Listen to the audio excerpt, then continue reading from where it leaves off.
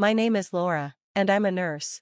After another long day at work, I head home. I'm a little late, like usual. I'm home. Welcome back, I said. When I got home, my daughter Meg was there to greet me. It must be hard for a third grader to wait at home alone every day. I always feel bad for her, but I guess other nurses might envy me, since I work at the local hospital that doesn't have any night shifts. Where's your dad today? I asked. He's not home yet, Meg answered. I feel like I haven't seen him in a long time. Oh, I see. My husband, Stan, works a lot and doesn't come home much. I can't even remember the last time he spent time with us, like eating together or helping around the house. Well, he does spend time with his family. On his days off, he goes to his mom's house to help with things like gardening and cleaning, and he has dinner with her. Stan never shows up for Meg's soccer practices or spelling bee contests, but he always makes time for his mom. This has caused a lot of tension between Stan and me. I'm sorry, honey, I'm sorry you feel lonely all the time, I said. It's okay, you come home every day, Mom, so that's enough, Meg said. Oh, Meg, I hugged her tightly. If we were a normal family, we would spend time together and be happy, no matter how much I apologized. I knew it wouldn't change things. I kept wondering how things got so bad. Then, one day, Stan came home at a normal time, which was very rare, but by then, both Meg and I didn't feel as close to him, and we didn't talk much. We ate dinner quietly, and then Stan suddenly said, "Hey, why don't we go to Hawaii for the holidays?" What? I was shocked. Stan was suggesting a family trip? What was going on? We haven't traveled as a family in a while, he said. I thought it would be a good way to celebrate my mom's 60th birthday, and it could be a nice chance for us to all be together. Once again, he was thinking about his mom. I was frustrated, but when Meg heard about Hawaii, she got excited. We can go to Hawaii. I really want to go, she said. Meg was so happy. It was her first time going to Hawaii, so I understood her excitement, but I wasn't sure I could enjoy a family trip after everything that's happened, especially with my mother-in-law, Kate, there. If the trip was really to celebrate Kate's birthday, Stan should have told me about it years ago, but since Meg wanted to go, I didn't think I could say no. Alright, I guess we can go. It's been a while since we've all been together as a family, so why not, I said. On the day of the trip, Stan and I both had to work, so we planned to meet at the airport. My workday was very busy, and it went longer than expected. I was running late. After work, I rushed to the airport with Meg. We took the bus and finally arrived, but something unexpected happened. They're not here, I said. Stan and Kate weren't at the airport. I looked around, but I couldn't find them anywhere. Where did they go? No one called me, so I tried calling both Stan and Kate. The number you have dialed is either not powered on right now or has no signal, the message said over and over. I was getting frustrated, so I went to ask the airline staff. One of the staff members asked, "Are you Miss Laura Martin?" Yes, I replied, confused. I didn't know how they knew my name, but they handed me a piece of paper. "I was asked to give this to you," the staff member said. I looked at the paper and was shocked by what it said. I couldn't wait any longer. "Stan and I are going on this trip without you. If you're not on time, we're leaving without you. Why don't you just stay here, Kate?" I whispered, shaking with anger. "What is this?" "Mom, what's wrong?" Meg asked, worried. "Oh, it's nothing. It looks like your dad and grandma went ahead without us," I said, trying to stay calm. "So, we can't go to Hawaii?" Meg asked, upset. We can catch up with them and get on another flight," I said, trying to sound positive, but honestly, we didn't have enough money for another ticket. What was I going to do? While I was trying to figure it out, an old man in front of me suddenly collapsed. Without thinking, I rushed over. After being a nurse for so many years, my body just reacted. "Are you okay?" I asked, checking his breathing, but it had stopped. Oh my God. I quickly turned him onto his side to clear his airway. I saw something blocking his breathing, probably vomit. I knew I had to act fast. "Please, someone call an ambulance," I shouted as I began to help. Soon, the ambulance arrived, and the man was taken to the emergency room. The man I helped at the airport woke up and asked, "Was it you who saved me?" "Yes, I did," I said. "You really saved my life, thank you so much. I thought I was going to die." He was feeling better now and could talk. It seemed like there were no major health issues, just the breathing problem that caused him to collapse. "I'm James, and I want to thank you properly," he said. "Oh, it's nothing, I just did what anyone would have done." "That's not true, you saved my life." "Thank you, but really, I didn't do anything special." "By the way, were you traveling somewhere?" he asked. "Yes, I was supposed to go to Hawaii with my daughter, but we missed the flight." "That's terrible, I feel bad for you." "No, it's not your fault," I said quickly, we were already running late. "It was my fault." I was feeling down, thinking we'd have to go home, when James said, "That's a shame, your daughter must have been really looking forward to it. Why not just buy another ticket?" "Well, I'm a little embarrassed to say this, but we don't have enough money for another flight." James looked at me, then said, "Okay, as a thank you, I'll buy the tickets for you and your daughter." "Wait, no, that's too much," I said, feeling surprised. "It's totally fine." He then called over a female staff member and borrowed a phone to make a quick call. After hanging up, he said, "Don't worry about it, I won't be able to feel at peace unless I thank you properly." As we were talking, the paper I had from Stan and Kate fell out of my pocket. I was still holding on to my anger, but we were lucky enough to get on another flight to Hawaii, thanks to James. To my surprise, he bought us business class tickets, which were very expensive. Meg and I enjoyed the flight so much. When we finally arrived in Hawaii, I started to think about where Stan and Kate would be staying, but I hadn't asked them before. At the airport, a man approached us. "Are you Laura and Meg?" he asked. "Yes, that's us, but..." "Nice to meet you." He handed me his business card. It had the name of a well-known company on it. "I heard about you from the chairman of our company." "The chairman? You mean the old man I helped?" I asked, shocked. "Yes, that's right. The man you helped at the airport is the chairman of our company." I couldn't believe it. I had no idea James was the chairman of such a big company. "Now, we'll take you to your hotel, as ordered by the chairman. Please enjoy your stay in Hawaii," he said, leading us to a black limousine. I had never been in a car like this before.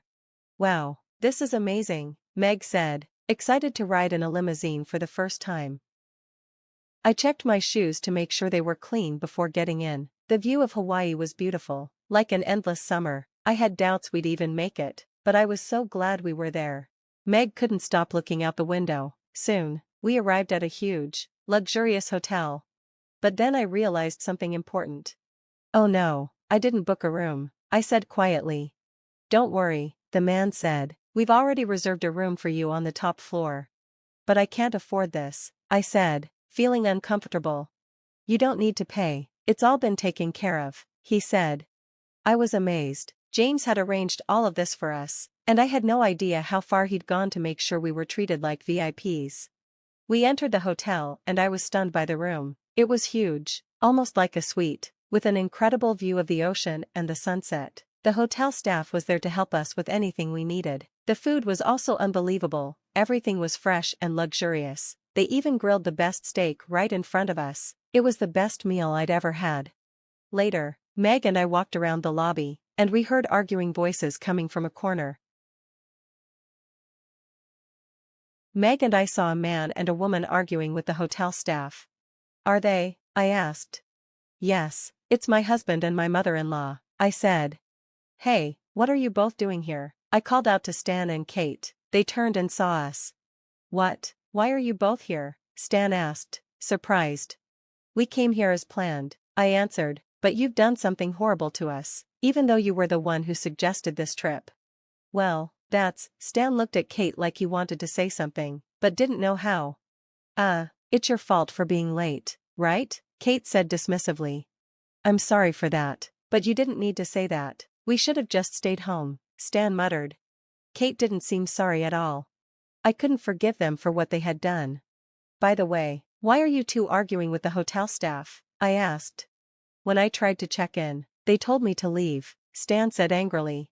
"I don't understand," I said, turning to the staff. The hotel staff explained. "I heard that these people left our valued guests behind. That's unforgivable. I was told not to let them stay here." "Oh, I get it now," I said. James had a lot of influence with the hotel. As chairman of a big company, he was someone you definitely didn't want to upset. Stan looked even angrier. What does he mean? Well, it's a long story, but it means he can't forgive you both for leaving Meg and me behind, I said. Stan and Kate looked confused. How would someone at this hotel know about that? Stan asked. Well, I understand why you're asking that, but after hearing what happened, I'm not surprised. Honestly, I think you both deserve it, I replied. I pulled out a business card. This is the card from the man who helped me at the airport. Stan took the card with shaking hands. This is a business card from one of our major clients. Both Stan and Kate went pale as they realized the significance. You mean you know the chairman of this company? Stan asked. Of course I do. I saved him at the airport when he collapsed. That's why he booked our flight to Hawaii and even reserved the hotel room for us, I explained. What? Kate gasped, trembling. What's wrong, Mom? Stan asked, concerned. He's in the same gym club as me. I see him sometimes, but everyone looks up to him, Kate stammered. What a strange coincidence, I said, agreeing with Stan. It felt like the world was much smaller than I realized. I had no idea that Kate knew the chairman, but before I heard it from her, I already knew the truth, because James had told me himself. When I got the new ticket at the airport, James had picked up the paper that had fallen out of my pocket. He looked at me, surprised. Laura, what is this? That, I hesitated. Well, we were left behind by my mother-in-law and husband, I admitted. That's horrible, James said, and unforgivable. But this name? I've seen it somewhere before, James said, looking at the paper. Is your mother-in-law's last name Martin? He asked. Yes, her name is Kate Martin, I answered. What, you know my mother-in-law? I was shocked. Of course I do. She's a member of the gym I go to, James said. She doesn't seem like the type of person who would do something like that, and this is how it happened, I said. I smiled, thinking about it. It's tough, isn't it? You two were going on a trip together, but now it looks like we'll be on our own. I'm going to enjoy the trip with Meg, I added. Kate, why don't you just camp out somewhere here and enjoy the Hawaiian night without a roof over your head? Oh wait, that's terrible, I said sarcastically. You're the rudest person ever, Stan and Kate screamed at me. I turned my back on them, laughing. They're so ridiculous. They throw hurtful words at me, but when I throw them back, they call me rude. Let's go, I said to Meg. Yeah, Meg agreed, taking my hand. As we walked away, I could still hear the argument behind us. Anyway, get out of here. We don't have rooms for you, the hotel staff told Stan and Kate, not backing down. Eventually, Stan and Kate were forced to leave the hotel, and Meg and I enjoyed our trip to Hawaii on our own. With Meg's love for Stan almost gone, we didn't need to care about him anymore. I never expected such a wonderful trip as a reward for helping that old man, but I was so grateful. We truly wanted to thank James for everything he had done for us. The trip ended, and we returned home safely. It was an amazing, refreshing experience, and Meg seemed really happy with it. But what happened to Stan and Kate, who were kicked out of the hotel? It seems that things got much worse for them after they left Hawaii. When Stan came home, he looked exhausted. It turned out that the chairman's orders had been shared with all the hotels in Hawaii. Stan and Kate had to camp out in the wild. They got exactly what the paper said would happen. Stan faced even more trouble when his boss called him into the office and told him that the contract with James's company was about to be cancelled. Kate wasn't treated well by the members of her gym club either. They turned cold toward her, and she ended up leaving the club. The gym was her only hobby, but this whole incident scared her so much that she stopped working out and now spends most of her time watching TV. Stan and I realized our marriage was beyond saving, and we decided to divorce. Meg stayed with me, and I didn't ask for alimony or child support. My income wasn't much different from Stan's, and I was fine supporting Meg on my own. I decided I would never see my mother-in-law again. Looking back, this whole situation felt strange. By accidentally being late at the airport, I ended up helping the chairman of a big company, who happened to be someone Kate knew, and because of him, I got to experience one of the best trips to Hawaii.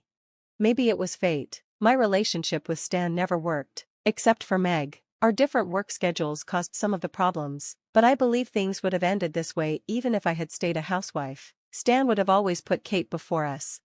I have no regrets now. I have the most adorable and precious daughter in the world. I don't need anyone else.